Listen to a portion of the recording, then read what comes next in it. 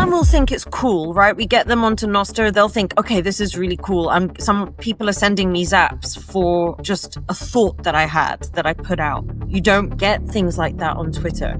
Most people are just financially illiterate. They don't even understand what we're saying when we're talking about the money printer and, the real rate of inflation and the money supply. They don't understand any of that.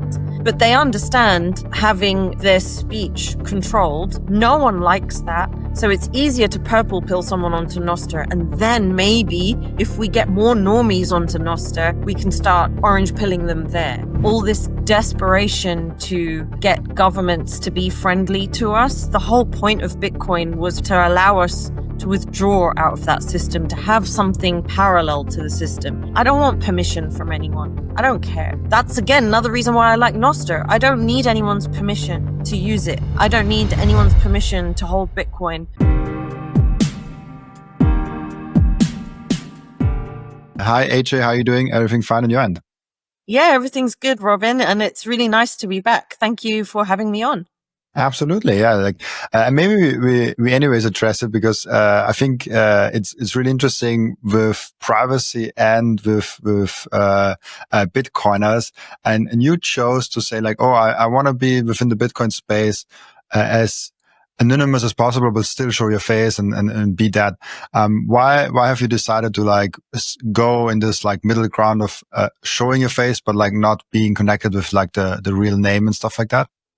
Sure. I mean, it is a tricky thing that I've been thinking about more and more about how many of us Bitcoiners, some very high profile and some much lower profile like me, but we're still showing our faces when maybe in the future that might become a real OPSEC issue for us. But the reason why I don't go by my real name anymore is because in my actual fiat life, I run my own business and my clients, they are quite far behind when it comes to Bitcoin or understanding any of it. And so when people type in my real name, I don't want Bitcoin content coming up on Google search results. And my real name is pretty distinctive. And so when you do type in my real name, I don't think any other people or very few other people come up. Especially if you're in the West and you're typing it in. If you're in India and you're typing it in, it's totally different. But in the West, if you're typing in my name, I just don't want Bitcoin content coming up because my clients, I think it would put them off. And I haven't started orange pilling them yet. Yeah, it is. We are in this weird middle ground where Bitcoin is still kind of, I don't want to say career risk, but it gives you a weird note if you're saying oh, I'm a Bitcoiner, and it can turn people away. And I think this actually will flip within the next probably 5 to 10 years, where if you haven't fully understood Bitcoin. I mean, I don't know, it's especially, I think, when I talk about that, I think more about CFOs that have financial responsibilities or financial advisors, people that should be keen to learn about new financial things. I don't know about other things, because of other things, it probably just doesn't matter long term if you have Bitcoin or not. It's the same thing. You have an ETF, yes. Oh, I don't want to do anything with you if you have an ETF. It will be very boring. But I'm curious how you look at the career risk as a CFO, because I think there are a lot of CFOs out there from big companies that say I don't want to deal with Bitcoin right now, even though privately I love it and I have it. And I know of a few bigger ones actually, because of some context. And it's funny for me because if you hear them talk, they're okay, I can actually imagine they understand it, but they don't want to say it publicly because they risk, they fear for their career.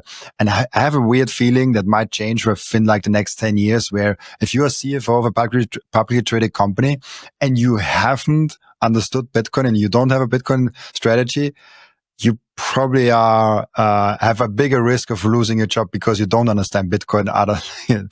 It's a weird area where we're in. I actually agree with you. So a long time ago, I used to be an actuary, and I still have friends who are actuaries. The people that I used to work with, the ones who I'm still in contact with, have shown absolutely no curiosity about Bitcoin. but I know Bitcoiner actuaries. So Sam Roberts is one of them. And he's out there. He's public. He speaks at loads of conferences.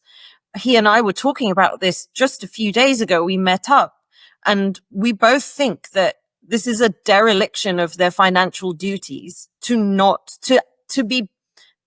even want to try and understand. And the thing is, it's not just individual senior level financial professionals or actuarial professionals, whoever it might be. It's their professional bodies as well who are ignoring it. So the Institute of Actuaries, for example, I don't think they've done anything meaningful in the UK about Bitcoin or issued any kind of statement. Now, I might be wrong. They may have issued something, but based on the conversation I was having with Sam, it doesn't seem like they've done anything meaningful to advise professionals that work in that sector. Yeah, and I have Sam Roberts was on my podcast. So I just tested it. If you Google Sam Roberts and my name, so Robin Seyr, it actually comes up. It was a fascinating conversation. He knows a lot about like this businesses and going all in Bitcoin, basically.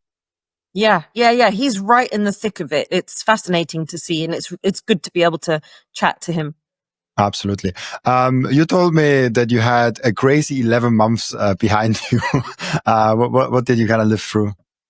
Well, so when we first got connected, it was because I had given a talk, and it was the first talk I'd ever given on anything Bitcoin related. And that's how we got introduced to each other.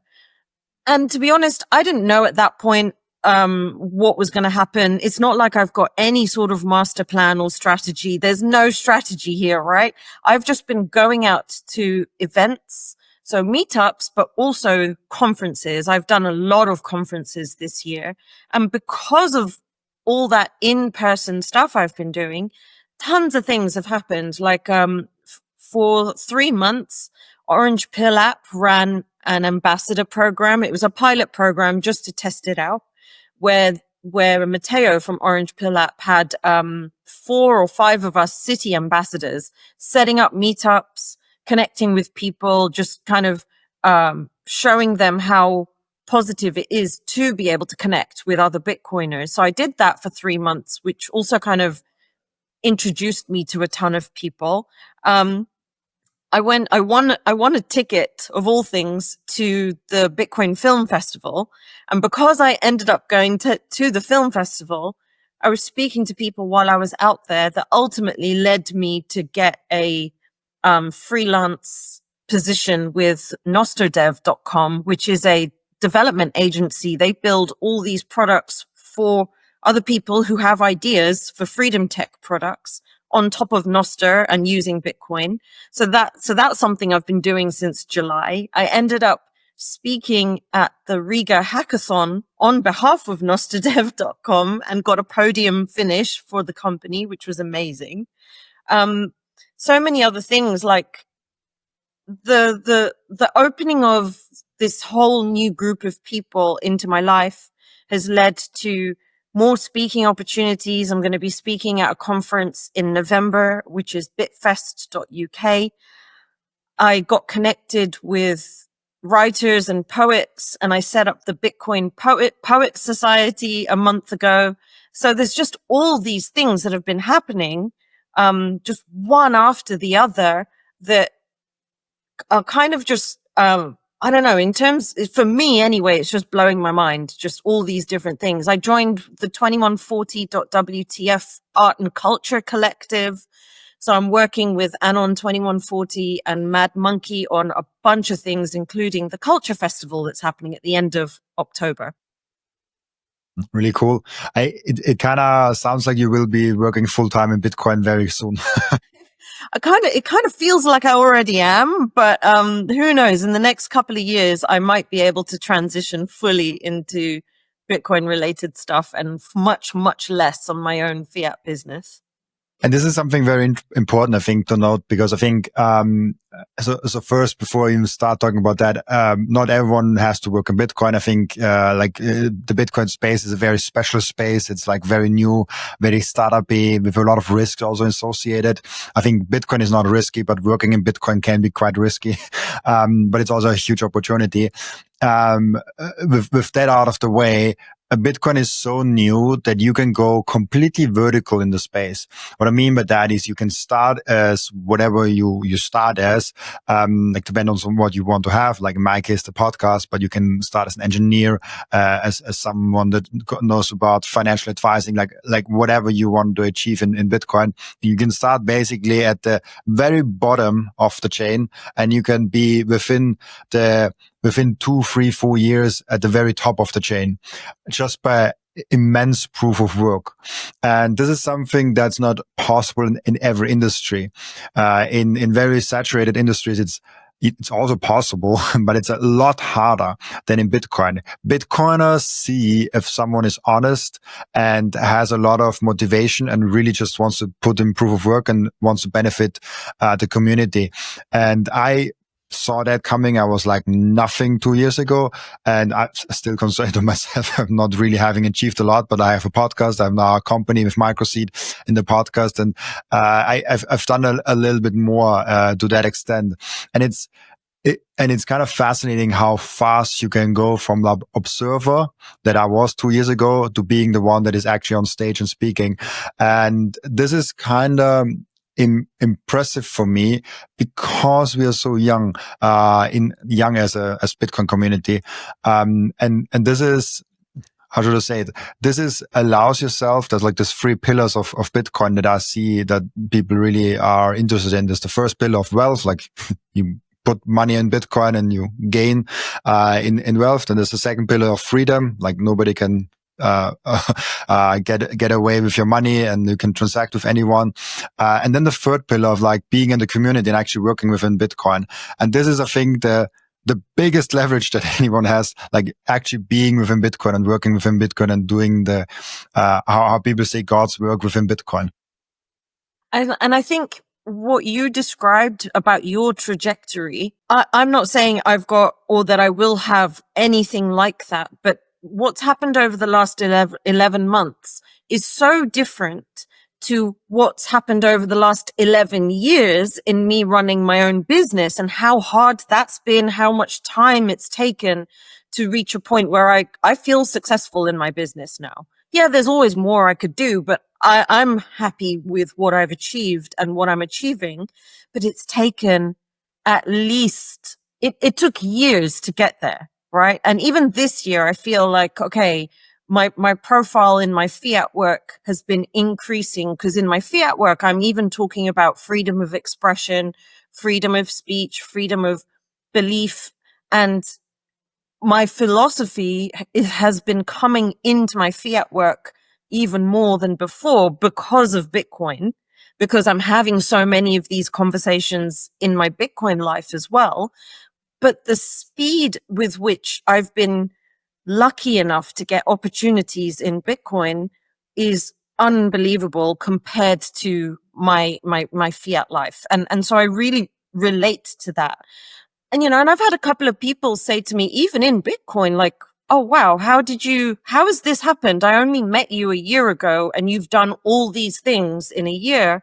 I'm like, I don't know. I've just been going out there.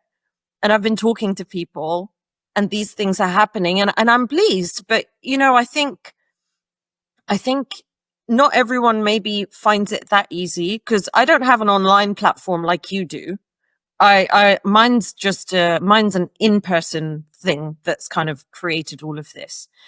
But those opportunities exist in the Bitcoin space far more than they exist, I think, anywhere else. So if you're willing to be online or if you're willing to get out there in person, I think a lot of great things can happen if you are as, genuine about it as you can be. And I think that's what I'm experiencing. At least I hope that's what I'm experiencing because 10 days ago, I spoke at my first ever conference. I was on the stage on 2 different panels and I couldn't believe it. I'm like, how is this happening? That's the first time I've been on a main conference stage. It was a small grassroots conference in the UK. The first time it had run at Bury St. Edmunds. It was called Bitcoin Sovereignty and Economics. And it was just a great day. It was a wonderful experience. Now imagine how much more would even be possible if you also have an online stage. I always want to push people towards expressing their opinions online, even as a pseudonym. Like you don't even have to show your video or face anything like that. And I want to stress this because I always hope I can at least like inspire one or like half a person in the audience. We need as many like offline and also digital warriors for Bitcoin as possible. And we are very small. And I say that because I know most of people. Like I have had almost 600 different people within Bitcoin on my podcast. So I have a quite good understanding of how big we actually are. And it can look as we are bigger than we actually are. If you are for 1-2 years at every conference, you know, like most of the people that every conference seems to be like, there's 80% of the same people at every conference. You meet them in El Salvador, then in Amsterdam, then in Prague, and then in Abu Dhabi. And it's like, oh yeah, they are all the same people. This is because we're still so small. People overestimate how big we are. And that's why I always encourage people, like, go ahead. If you want to write articles every week, publish them somewhere where people can read them. If you want to make short form content or videos, like post them on Instagram Reels, YouTube Shorts, TikTok, wherever your platform is. If you want to have a podcast, just do it. Like, I'm a prime example that you have no skills, no experience, no money, no fame, and you can still do a podcast. And so just do things more. And so I don't know if you have planned that of like having some sort of like online stage also for yourself. So there is a plan in the making at the moment. So me and the 2140.WTF guys are going to be starting a podcast. It's most likely going to be just Nostr focused because I joined Nostr in August of last year. And I didn't really do anything. It just, I had Amethyst on my phone. I posted maybe once or twice. Then from May, I started, I don't know why, but I think it's because, just the conversations I was having at various conferences. But from May, I started using it and I started paying attention to it more. And I was having conversations. By the end of July, I had my job with nostrdev.com. And now I'm like fully purple pilled. I've been purple pilled for, a few months. And I'm already speaking about Nostr to people. I'm giving a talk about it in London in about 8 days' time. So that's my focus now because Bitcoin is so important and it's so essential to our financial sovereignty. But not enough people realize how important Nostr is to maintaining our the sovereignty of our voice. And that is so important in today's day and age, and even more important in, there's problems in a lot of countries. There's stuff going on all over the place. I saw yesterday that there have been violent protests in Madagascar. But it doesn't even have to get that bad. Like in the UK, we have lost our voice. People are afraid to say anything online because the police will just turn up at your door and arrest you. This is in the United Kingdom. So more people need to understand how important Nostr is, not just for the social media experience of it, although that is important, but also because of all the tools that can get built on top of it, freedom tools that are decentralized and encrypted, as opposed to all the centralized tools that we are using currently, everything, not just social media ones. And that's why I'm really, really enjoying my work with nostrdev.com, because that's what we're helping people building freedom tech that will allow us to navigate this very strange phase we're entering that is completely authoritarian. What's going on in the UK? Like everything I hear, it sounds so unreal. Like the arrests for social media posts, the digital ID from, I think Keir Starmer like talked about that. I heard an interview of his like 5 minutes, and I was like, you don't even know why you're doing that. like if I heard this 5-minute interview where someone questioned him, and she asked the simplest question ever, and he had no answer. Like he had an answer, but like there was nothing to it. And I'm like, oh gosh, like I ask questions for a living, so I very well know if someone is actually answering a question or just like saying something to fill some gap. And I'm like, what is going on in the UK? Like it feels unreal. It is, it's frightening actually. So I get the same vibe as you. I don't think Keir Starmer knows why he's doing this. I think I'm in the UK, so I've got to be careful.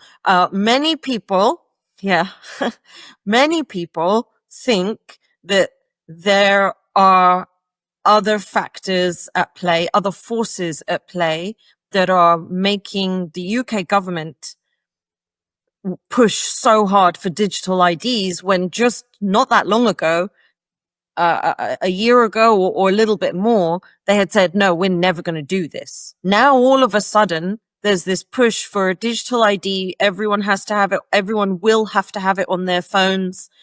I don't know how true this is, but I saw a post yesterday saying that the son of a former prime minister has a company that is going to be running the whole digital ID scheme. So it's just, it feels like the definition of control, corruption, and cronyism in the UK. They want to control us. They want to make as much money as possible while they're doing it, and using that to line their own pockets, whilst we all just get put into a tighter and tighter digital prison. So that digital prison is already there. People are getting knocks on the door at 10 o'clock at night from the police to ask them about memes that they've retweeted. It's a worrying place to be in right now. And the thing that I'm struggling with is trying to figure out where else is better, or at least on a slower trajectory to where the UK is headed, because that's where I want to go to. It's crazy. And I just asked, and I have no clue if this is right, asked ChatGPT if, what's the data behind it. Apparently there's like between 10,000 and 15,000 arrests. I have no clue what all counts in that, as a social media or online speech offense. Apparently it's calling weird. I mean, there are some things if you do that, like you should go to jail. Like if you're bullying people, or like there's like especially if it's targeted to like personal, like there are, things that I'm like, yeah, like you shouldn't say that to someone else, and you shouldn't target someone because there can be like something really harmful coming up from that. I understand that, but that does have nothing to do with just like making a post and having freedom of speech.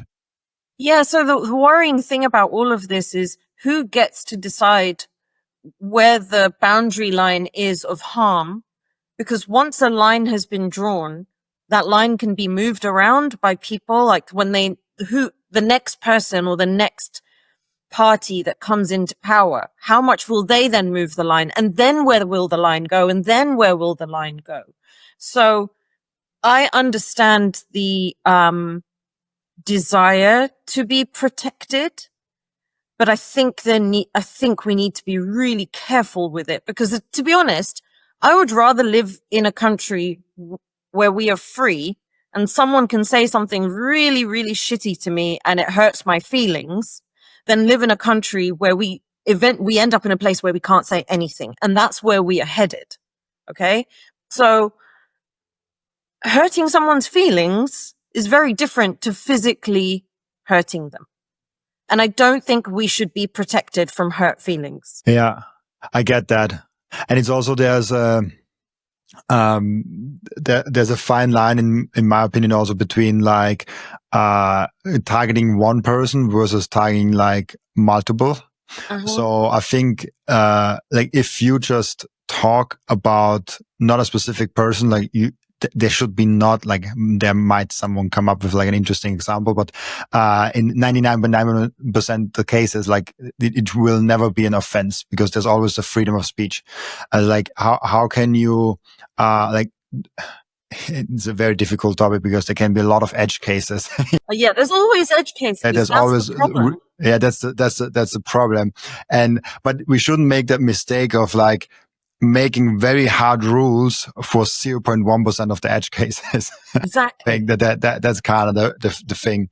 But yeah, like Nostra is super interesting. So you will be doing on Nostra only, or like just like a podcast focused on Nostra?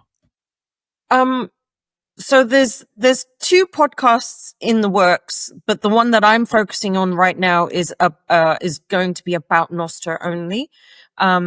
And what we're hoping to do is to speak to, developers and builders in the space, to speak to creators in the space. There are super users who have quit all other social media and are Nostr only, to understand why they've done that, to look at how Nostr is helping people in different countries to be able to do things that they can't do on centralized social media and communications protocols, but also the other tools that are being built on top of Nostr. So I'll give you an example of a tool that has been built by us.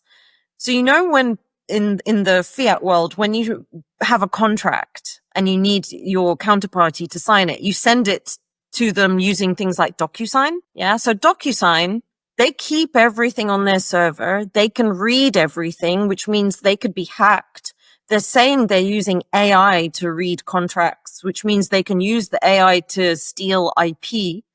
And it's centralized. So if the regulatory environment you're in becomes hostile, the government, let's say, says to them, okay, AJ is not allowed to do business with anyone from this country or with anyone that has this sort of business. They can interrupt the business relationships that I want to build just because they've decided that I shouldn't be allowed to do it.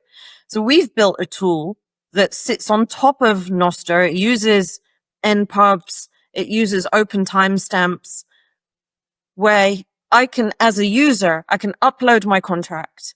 I can do everything that I need to do so that you can sign it. It sends it to you fully encrypted. You sign it, you send it back to me. But the actual product itself, SIGIT, it's not holding the contract. As the contract is moving between us, it's fully encrypted. And they don't know who I'm sending it to. It doesn't see who it's going to, or how many other people it's going to, or what region you're in, or anything like that. Which means you and I can transact together and build a business relationship, and no one can tell us that we can't. So that's the kind of freedom tool that Nostr can be used to build. And there's so many others as well. It's just anything that you can think of that is centralized and fiat, we can probably build a version of it. Everyone that's in the Nostr community, we can build a version of that will be secure, encrypted, private, and uncensorable. I think that's really important. Yeah, and I think there's a lack of awareness that Nostr is more than just a Twitter competitor. Mm-hmm.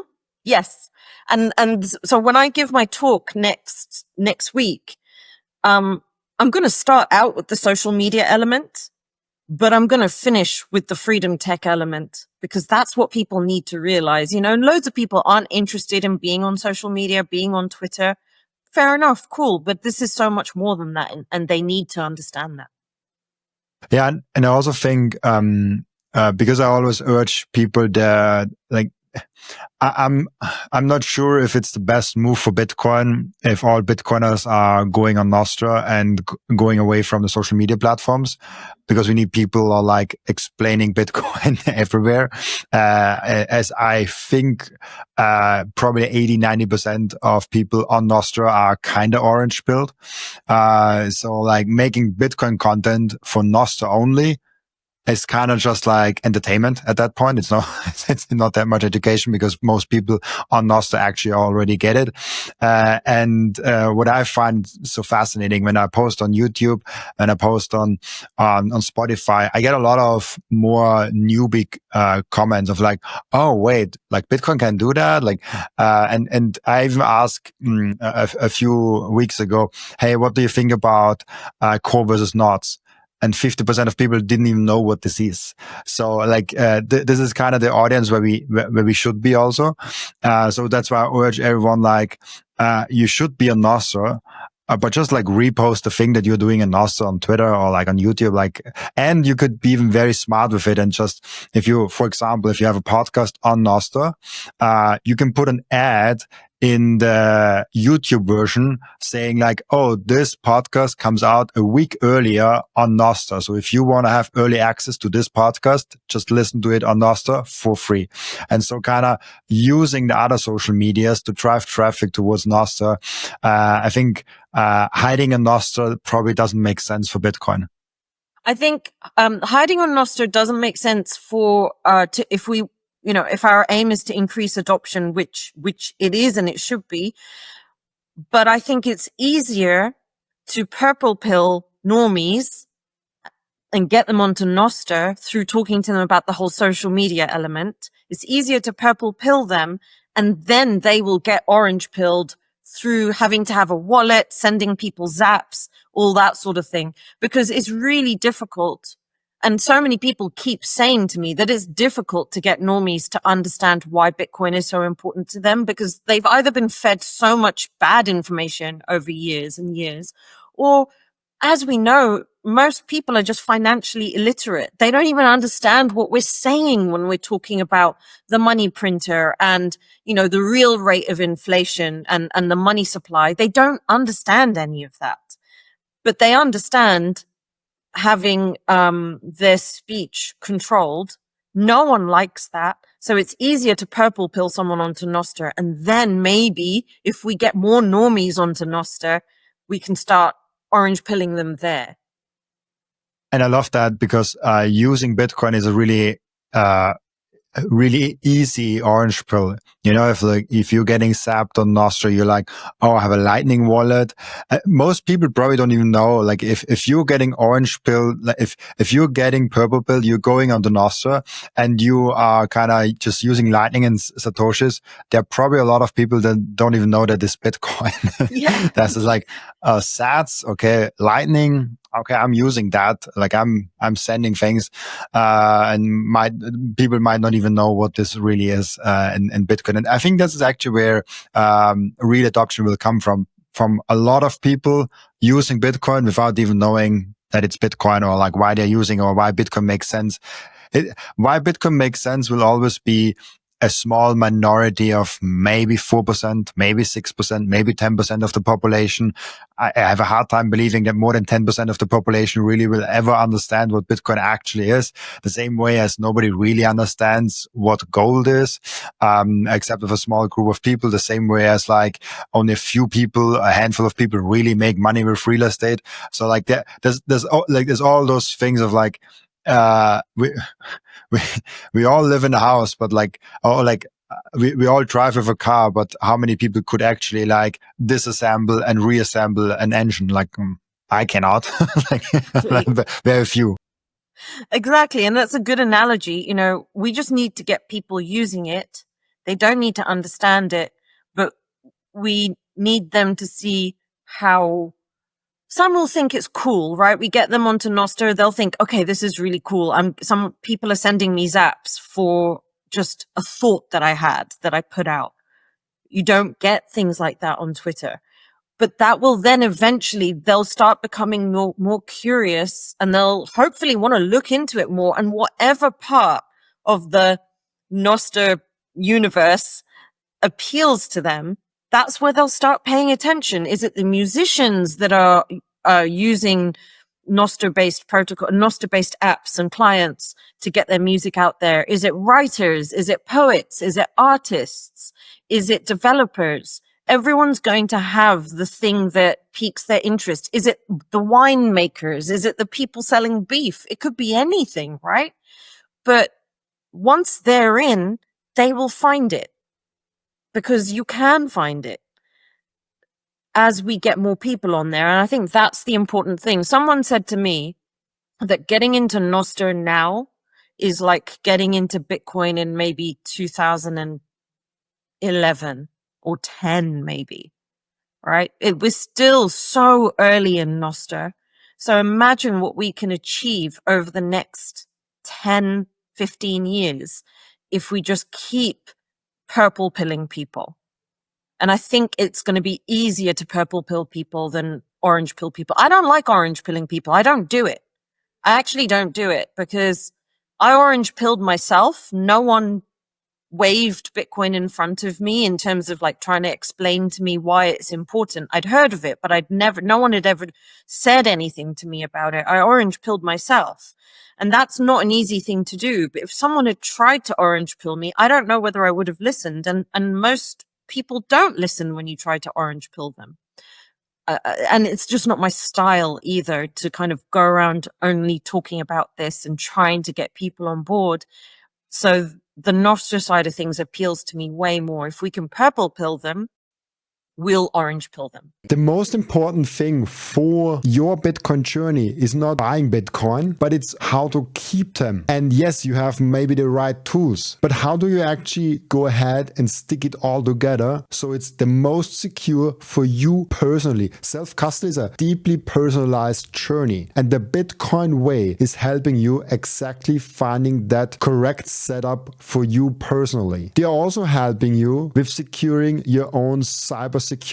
And if you want to go one step above all that, you can even get a consultation for a Plan B residency. Go to thebitcoinway.com/Robin and you will get a 30-minute free consultation. I finally and officially mine Bitcoin. This is not just something to stack more Satoshis, but it's most importantly also to support the network. Individual miners are the ones that keep the Bitcoin network decentralized. And by the way, you get KYC free Bitcoin. That's why I use simplemining. I get an actual proper Bitcoin miner. They set it up for me. They repair it if it breaks down. And most importantly, they let me choose the pool and even connect my own full node. I'm completely sovereign and I'm completely in control, and I can sign up with Ocean, no account needed. I just give them a Bitcoin address and then there's mining going on. No KYC, nothing. So if you're ready to mine Bitcoin, go to simplemining.io, tell them you come from Robin, and let's mine Bitcoin together. I want to tell you about something very special to me. It's called Microseed. If you hold your Bitcoin in self-custody, and you should, you know how critical it is to secure your seed phrase. You should not have them on paper. You should not have them on anything else than titanium. With Microseed, you can engrave your 12 or 24 word seed phrase, the entire seed phrase, onto a 1-inch small washer. Yes, just one washer. All 24 words on that one washer. You can hide that thing everywhere. And even better, you don't need to buy a new kit every time you have to get a new wallet. You can make unlimited backups because Microseed is not selling the washer. Microseed is selling the device that stamps the washer. So you get the full kit with the device, with the washers, with the hammer, with everything you need to get started today. And you can make with that unlimited amount of backups. Go now to microseed.io. Again, that's microseed.io to get your last backup tool you ever need. Very, very, very much agreed with that. How do you actually look at the development of the of Bitcoin? We've seen, I've just looked it up in the past year. We've gone 70% up, and people act like we're in a major bear market. At least that's like what the sentiment is. What I kind of get. What kind of have you witnessed in the Bitcoin ecosystem? So I started buying in the early summer of last year, just like, tiny amounts, and doing like irregular DCAs. And I'm pleased with what's happening, right? To my own stack. That's great. It's a small stack. I got in so recently, but I'm happy with it. I'm at that point now where I don't check the price every day anymore. I was checking it every day for months, right? And I just don't anymore. I haven't been through a really hardcore bear market. Some people say there never will be another one again, but I don't want to try and convince myself of that. So I'm ready to go through the whole range of emotions that Bitcoiners have already gone through, because I'm still so new to all of this. So what can I tell you? Look, I'm glad Bitcoin's doing what it's doing. Some people are bored with the price action over the last 6 months. I'm bored with people talking about the price action over the last 6 months. I don't care. I'm in it for the long haul, so it doesn't really matter. What I'm not a fan of is all this desperation to get governments to be friendly to us. The whole point of Bitcoin was for it to allow us to withdraw out of that system, to have something parallel to the system. I don't want permission from anyone. I don't care. That's again another reason why I like Nostr. I don't need anyone's permission to use it. I don't need anyone's permission to hold Bitcoin. And I don't like it when people are going around kind of, lobbying the government, saying, oh, come on, please be a bit more friendly to us and this and that. I think we need to be fighting all of that instead of saying, be nice to us. It's interesting because I'm not fully sure with how we should look at politics, because at the one point, politics and governments, they are still having the monopoly on violence, and there's this Bitcoin system where, yes, they cannot take away your Bitcoin, but they can put you in a prison and wait till you are weak enough to just give up your Bitcoin. And so there's this reality of politics has control of our bodies to a certain extent. And this is kind of the reality we are dealing with. So I don't know how much it is good or bad to be within the politics sector and lobbying for Bitcoin. I know I don't do it because I don't care about it. But I'm kind of happy that some people have an ear of politicians to say do this with Bitcoin. And I wouldn't frame it as asking for permission, because I think Bitcoin will be successful anyways. But I hope for a smoother transition. And there is a certain danger of having Bitcoin kind of derailed as bank coin, where the politics gets infiltrated within Bitcoin. I don't see this currently, but there is a risk of that when people come into Bitcoin and say we need this, we need those lists to censor in mining transactions and all of that crap. I don't currently see that. We have a lot of other things that make this thing actually more decentralized. I mean, the current movement with nodes decentralized, even what it means to run a node now. There's not only core, there's another popular implementation which decentralizes that. We have Ocean, which decentralizes kind of the mining template thing, and there are many other pools. So as long as Bitcoin is decentralized and secure, I don't care what the politicians are doing with it. And I'm happy if they're friendly to us. But I do agree with a view that we don't need to ask them. But maybe I think that with including them in those transitions, things could be smoother. And this is full speculation. I have no clue where we end up with that. I just think it's a good thing that politicians only really get Bitcoin on their radar right now, because if Bitcoin would be on their radar 2010 or 11, they could have still destroyed it. So now I'm Bitcoin is too big, and I'm quite neutral towards it being a political thing or not. I think it might even be an inevitable thing. It might even be something that we never could have avoided. That it getting big enough, it will be a political discussion point at some point, and then people will make money off that while they're like convincing Bitcoin companies that they have to lobby for Bitcoin to be in Washington, and then they're going and lobbying for that. Like, I don't know. I think incentives work out for Bitcoin, I guess. And a lot of this, a lot of the foundation of my opinion is also very much related to just who I'm like as a person. So even in my fiat business, I turn down clients if I think that, oh, I'm going to have to start from scratch with these people. I'm going to have to like bang my head against a brick wall to get them to understand where I'm coming from. I'd rather be talking to people, who are open-minded enough to get where we are coming from. And so the same thing in my mind applies to how I approach my work in Bitcoin and Nostr. I am not interested, or I would never be interested in spending my time trying to talk to politicians who, because their incentives are so misaligned, are so easily corruptible. The one person that I build a good relationship with next week could be gone because of some nonsense they got up to. And so all the work that I've put in is gone, and then I have to start from scratch with somebody else.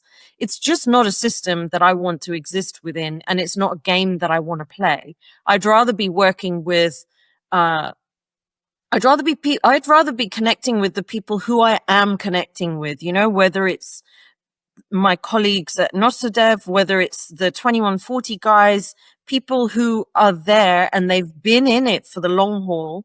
They're still there. They're still standing. And now I'm able to hopefully stand alongside them. That's what I want to be doing. I don't want to be talking to people where tomorrow they might not even be there anymore.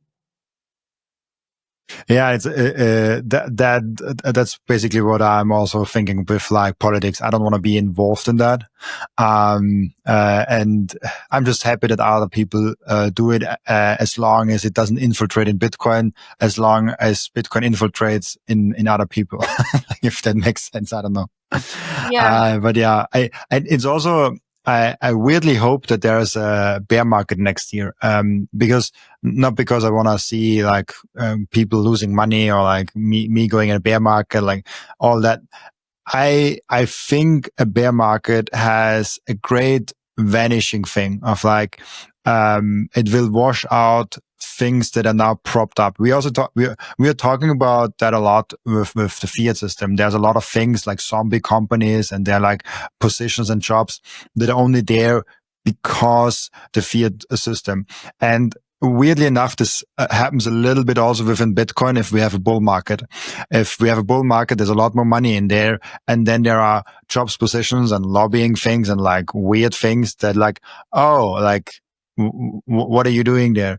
And if we then come to a bear market, they could get washed out. And so I'm not hoping for that. Like it would be weird for me to hope for like a catastrophic bear market and a crash. But all I'm saying is like, if this happens, I wouldn't be sad because I think there is, if Bitcoin goes up and up and up, there's naturally some fiat things coming within Bitcoin. And then we need this humbling 1 year to wash the people out, the bad actors, the people that are just here for the money, the people that like might not even be necessary within Bitcoin. And maybe this same thing happens with the politicians, where all those lobbying things and like this thing within politics and Bitcoin kind of vanishes. And we also might see who are the politicians that talk about Bitcoin when it's down 30%? Mm-hmm. Because this is something interesting. Like it goes down 30-40% within like a year. Which are the politicians that are still talking about that? Because those probably actually have understood it, and they probably actually care about it. Because if you are politicians and you don't understand what Bitcoin is and it goes down 30% in a year, you probably don't want to talk about it, because you're like, I'm not touching that. Maybe it's going down to zero next year. Like, and then I'm the weird guy that like was in this Ponzi scheme. I think a bear market in 2026, even though I don't think it will come and I don't hope for it, would have some positive silver linings that we probably would be very glad to see.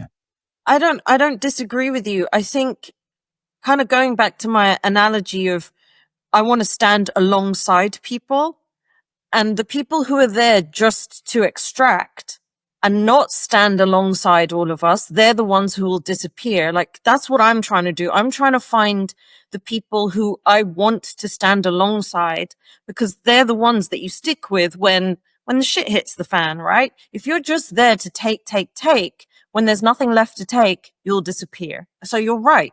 I think, I don't think it even needs to be a catastrophic bear market. It just needs to be a bear market, because that fiat mindset of just extracting, I think you'd only need to see a 10, well, maybe not 10. I think you'd need to see a 20% drop, and all those extractors will disappear. It would be super fun to see if this bull market isn't doing what everyone is, because now there's like October here and like November and like, what is it, Bull-December, Moon November, like however it's called. Imagine this doesn't come and we're just like going maybe just to 130K, 140K is still a crazy good performance, but not as big as people think. And then maybe next year it goes down, and like next year at Christmas we had like 80K or something like that, which would still be like awesome. Like 80K, like that's freaking awesome. But I think it would bore out and wash out a lot of people that you're like, yeah, I'm happy you're out. Like if you don't like Bitcoin, if you're not here for freedom and the community and this aspect, you shouldn't even get the wealth aspect. And maybe then in 2027, we're shooting to 1 million and the people are like, oh, fuck, like I missed that train. So as I said, I'm quite happy if Bitcoin doesn't moon tomorrow, because I'm young. I want to accumulate more Bitcoin and I want to wash out those bad actors. Exactly. And I think, I'm so new to all of this. I'm just enjoying participating and watching what happens. I think it's really, really interesting to kind of feel like I've got my foot in the game. But again, because I'm so new, I'm still on the sidelines as well, watching everything else that's going on, what all the higher profile people are speaking about, which of those people do I resonate with, and who do I think, okay, I don't get this way of thinking at all. I'm learning so much every day. And I think that's what keeps it interesting. Like this weekend, I'm going to be going to Dark Prague, which is a cypherpunk conference.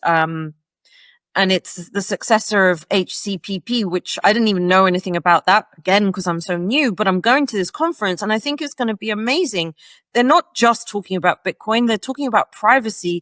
They're talking about how we live and how we build a life in this very strange world that we are now living in. And I think that is very fascinating for Bitcoiners to learn more about, to not just be talking about the price action, Bitcoin treasury companies, and what the politicians are saying. Let's talk about more than that.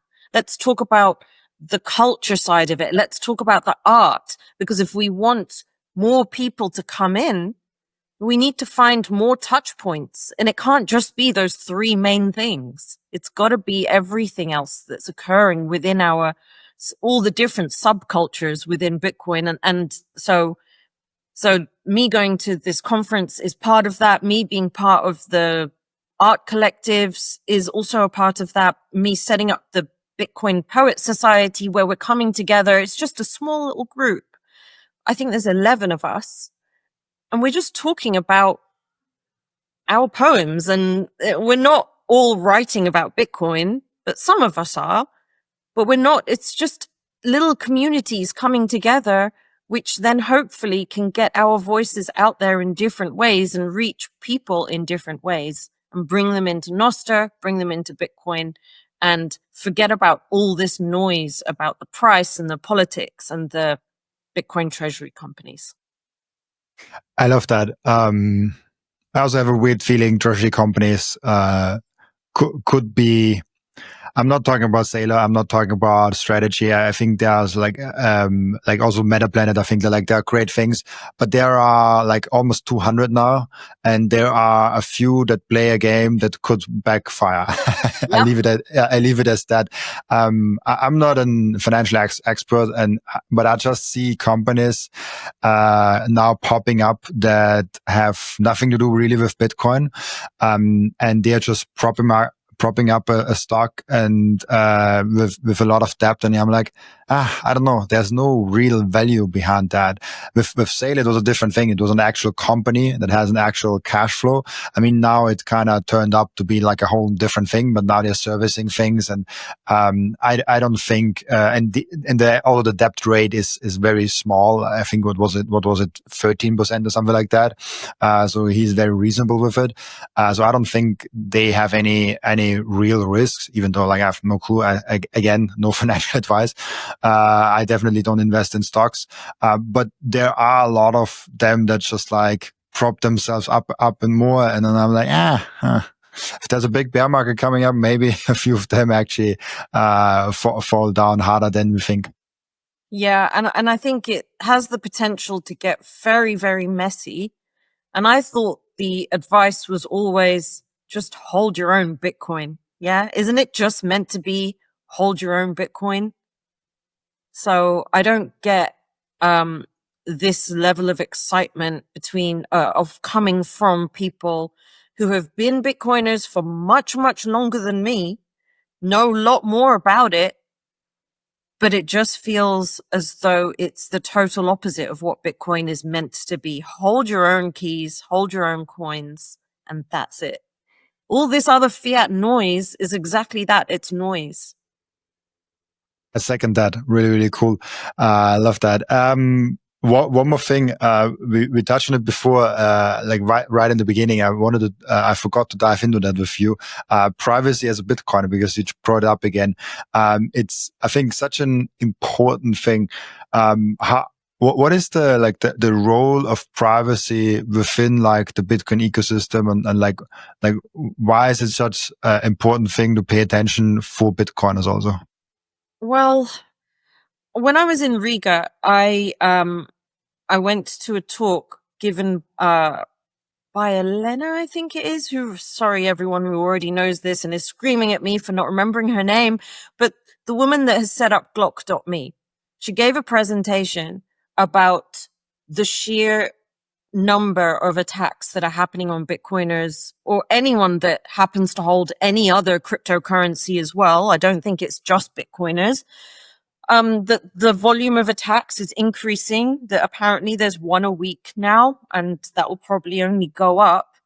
One of the reasons why I decided, and these conversations about security and privacy were coming up even when I was in Warsaw and I was talking to my friends.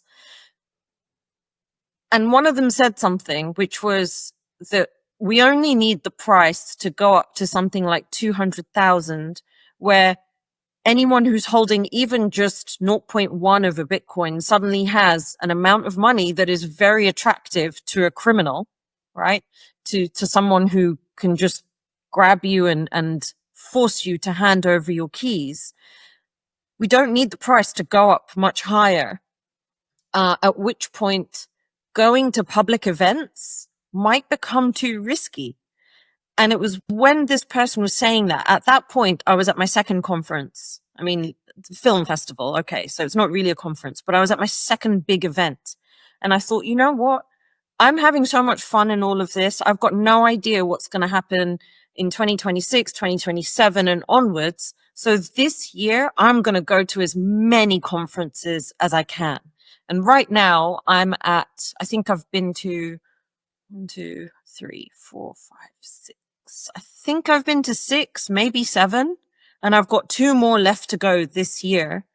And I'm having the time of my life. And that was the plan, because I don't know how much longer we'll be able to be so public with all of this stuff. Like, conferences are the biggest honeypot. You just have to stand outside and watch who's going in and out, and then decide who looks like an easy target and then follow them afterwards, you know? So from that security perspective, our faces being out here the way that they are, that is a risk. but someone's got to do it. And I'm having a good time, so I'm going to do it. But at some point, maybe we'll all maybe we'll have to stop doing this, which will be really sad. I hope that doesn't happen, but it might. Yeah. What I also always think is like, there's so many other, because I hope that Bitcoiners are getting educated and making it as hard as possible to get to their Bitcoin. So that, see, if there's more and more of that, hey, Bitcoin has very unique possibilities to get very hard access towards. So if you have Bitcoin in a very good way, even if someone comes to your home, like you might not even be able to give it to him. You might need to travel through borders. You might need to go in a plane, and then like the whole thing gets like a Mission Impossible movie to get to your Bitcoin. And so what I hope is that this message actually gets to all Bitcoiners first, so they have the best possible setup for their own Bitcoin that they can possibly have. If they have that best possible setup that they can possibly have, then it will be very well known within also the criminal sphere, because they're also not that stupid, that it's better to go to someone's home that isn't a Bitcoiner, because they have thought about it. And I don't see in any other community even the thought of like, what if someone comes to my home, so well discussed outside of Bitcoin. Like I don't see any other stock bros or finance people talking about that at all. And the fact that we are talking about it so much means we're actually paying attention. We're actually doing things. So I do think everyone's setup is not as secure as it can be. Like if we go to like most of the setups, you're like, oh yeah, like there's like 50 things you can improve. But we have a way better setup than like all of the finance pros and like all of the stock people and all of the even like some gold people maybe, because they don't have that good of a thing of like how to hide gold. They can hide it. Well, they're easy to get.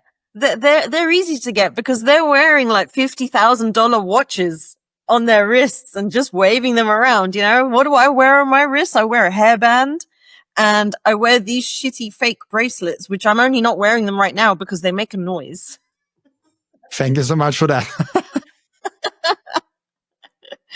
But they look nice. Yeah, like jewelry is sometimes the worst nightmare of podcast editors.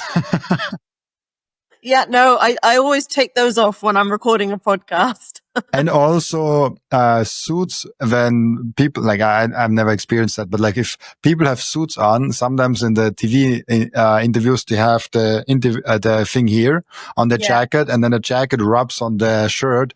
And I because I pay attention to sound so much, because I edit, like now no longer, but like I edited a lot of the podcast myself. And if there's like an interview where it goes like very small in the background, I'm like, like I cannot listen to this. Like, why did nobody do a better sound here? But I also screw up a lot with the sound here and there. But yeah, it's an interesting topic of like, how to be secure within in Bitcoin. But I do hope, because we are so well aware of it, that actually we will be fine long term. Bitcoin is the hardest thing that you can possibly steal from someone else if that person secures it well. Yeah, exactly. And I think, there's a lot for everyone to learn when it comes to securing their Bitcoin in the most secure way, which is why it's so good that there are educators out there doing that, putting out videos, helping people with it. We just need more people to pay attention. Very true. One more thing I'm curious on, because I think Nostra and Bitcoin is so interesting, but it's almost like two different worlds at that point. Where do you see kind of this convergence of Bitcoin and Nostra coming together, and foreseeing kind of like what's happening to them within the next like couple of years? So I think there are an awful lot of Bitcoiners who don't know anything about Nostr. And to be honest, because of the sovereign nature of Nostr, it should be very easy for Bitcoiners to understand. It's just they're not spending the time thinking about it, because I think they just think it's another social media platform, which is why this is where I'm now focusing my time. I'm not spending any time talking to people about Bitcoin. I am only spending time talking to people about Nostr. So if more of us do that, and there are plenty of people doing it, but we need more people doing that. If we can do that, we'll get more people onboarded onto Nostr, whether they're Bitcoiners or not, but we get them onboarded and we start to create a community that can't be messed with. A community that can talk to each other, people that can share ideas, and we can't be told we're not allowed to say something.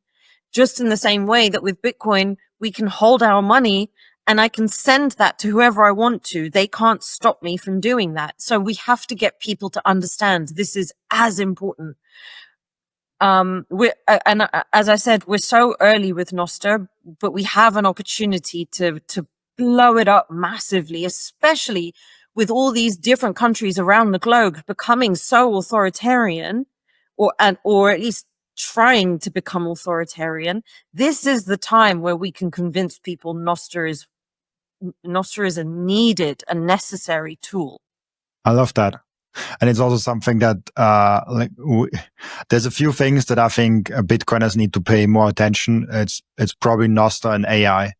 The two things that are like pretty big and important to pay attention for a Bitcoiner. Like, oh yeah, like if you're not paying attention to those things, like you're missing out, even though you found Bitcoin, but don't stop searching. Don't stop searching for other things. Yeah. But yeah, really cool. I have one question for each and every one of my returning guests, as you are. And the question is, what have you learned outside of Bitcoin since your last appearance? What have I learned outside of Bitcoin? Okay, so in my fiat life, I've been learning so much about how the legal system works in the UK for employers and employees, and how badly it's being abused by employers to restrict the freedom of their employees. And I've been just staggered at the levels at which that is happening. So it actually fits in nicely on all the freedom related stuff, but I had no idea how bad it was. And I'm going to be running so in my fiat business, I'm going to be running a webinar with a lawyer in the UK who put in a proposal this year. It didn't make it through to Parliament, but he put in a proposal to protect in law our rights to support any political party of our choice and not be discriminated for doing that by our employers. That's what I've been spending a lot of time learning about. So it might sound very dry to some people, but for me, I think it's so important because politics is becoming even more extreme. People's reactions to different political beliefs are becoming so extreme. We've seen that in America playing out with Charlie Kirk. And it's actually quite shocking to me how willing people are to just silence other people. And they just are not thinking through where that leads to. And that just boggles my mind. Yeah, it's a very tribal thing. It's the same way of like, if you're saying to a bunch of people, I'm a Bitcoiner, they're like, oh, I don't want to work with you. I don't want to do this. It's a tribal thing because people are associating those labels and put you in groups, and they're saying like, I don't want to do anything to do with this group. The same is with like politics. Oh, you're a Democrat, or like you're a Republican, or like you're this. Okay. I hate it. I hate when people, put other people because of one thing in the group. I mean, sometimes it's fitting, but sometimes it's not. And within Bitcoin, it's especially annoying because Bitcoin is such a broad group of people, you know, like there are so many different, people in there, from every different political spectrum, from so many different life spectrums even. So yeah. But it's, I think, a very tribal thing, very human thing, unfortunately, putting people a label on and then putting them in like a group. And I either like that group or I don't like that group. And if I like that group, you can work with me. If I don't like the group, you cannot work with me. Like it's sad to see. Yep. But that's the way we are. And that's why we need all these tools so we can keep on being free and not get shut down by others. Absolutely, yeah. Really cool. We have an end routine, as you know, where the previous guest is asking a question for the next guest without knowing who the next guest actually is. And the previous guest asked you the question, is Bitcoin a savings or an investment vehicle? It's a savings and freedom vehicle. I love that. Very, very true. Yeah, it's most importantly an freedom vehicle. But yeah, investment vehicle. Then you're still like very early to the you're the Bitcoin journey. But yeah, if you see it as investment, it's at least you started somewhere. Thank you so much, AJ, for being on. Before I let you go, where can people find you, ask you questions, and reach out to you? The best place to find me these days is on Nostr. So I'll give you my NPub. Maybe you can put it in the show notes. And if you want to see me speak about Nostr, then come to BitFest in Manchester, November 21st to the 23rd. I'll be speaking on the Friday on Nostr. And yeah, I mean, if you want to contact me, just get in touch on using my NPub. Awesome. Thank you so much. You have to remember that, by heart, like saying it out loud. Exactly. You're right. Will be fun. Thank you so much, AJ, for being on. And also thank you so much for everyone that is watching and listening, for joining us today. As always, I'll be back tomorrow with another episode. Bye-bye.